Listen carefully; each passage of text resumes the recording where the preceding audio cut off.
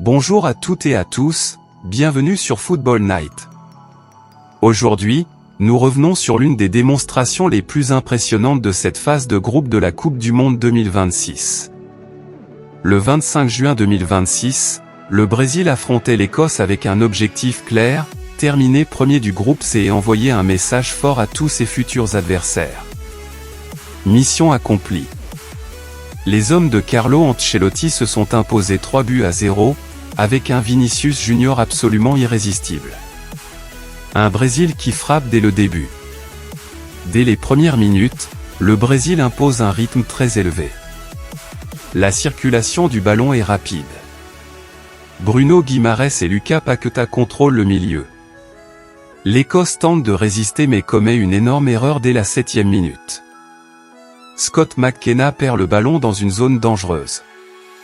Vinicius Junior récupère immédiatement et ne laisse aucune chance au gardien Angus Gunn. Le Brésil mène déjà 1-0.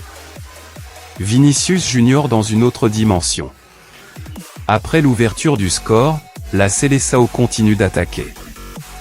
Les dédoublements sur les côtés mettent constamment en difficulté la défense écossaise.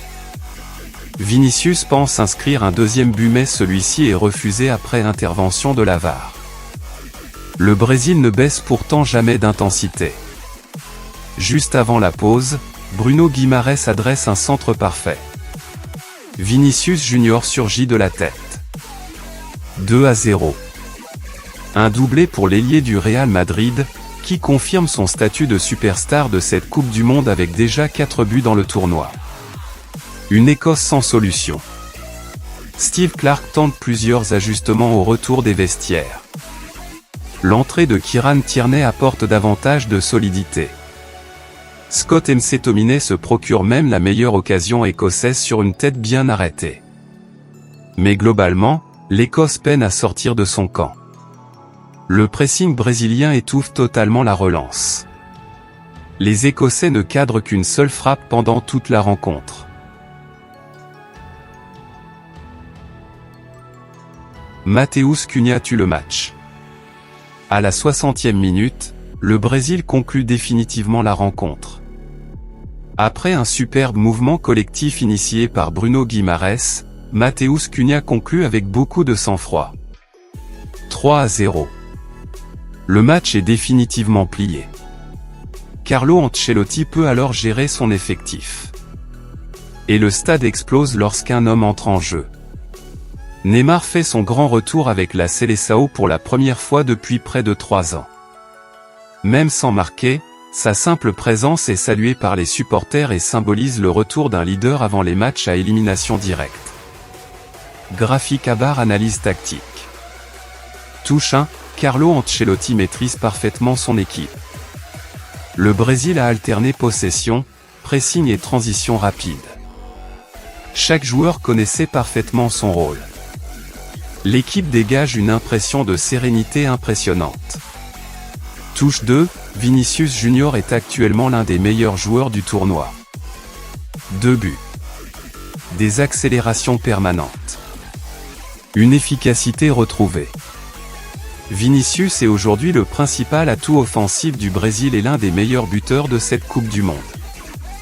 Touche 3, Bruno Guimarães, l'homme de l'ombre. Souvent moins médiatisé, Bruno Guimarães a livré une prestation exceptionnelle. 2 passes décisives. Une maîtrise technique remarquable.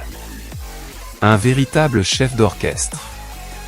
Touche 4, l'Écosse a payé ses erreurs. Face à une équipe comme le Brésil, chaque erreur se paye immédiatement. La perte de balle de Scott McKenna sur le premier but a totalement changé le scénario du match.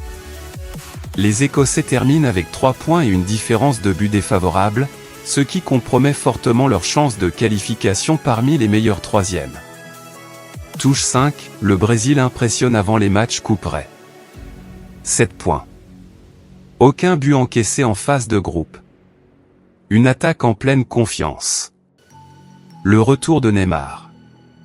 Tous les voyants sont au vert pour la Seleção, qui apparaît comme l'un des principaux candidats au titre mondial.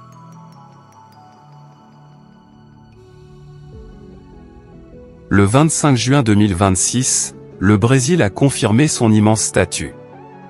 Une victoire 3-0, un Vinicius Junior étincelant, un collectif parfaitement huilé et le retour de Neymar, tous les ingrédients sont réunis pour rêver d'une 6e étoile.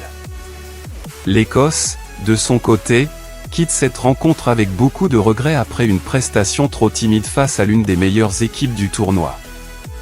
Son élimination sera confirmée quelques jours plus tard lorsque les résultats des autres groupes lui seront défavorables. Dites-nous en commentaire. Le Brésil est-il votre favori pour remporter la Coupe du Monde 2026 ? Vinicius Junior mérite-t-il le Ballon d'Or après ce tournoi ? Le retour de Neymar peut-il faire la différence dans les matchs à élimination directe ? Abonnez-vous à Football Night, activez la cloche et ne manquez aucun résumé ni aucune analyse de la Coupe du Monde 2026.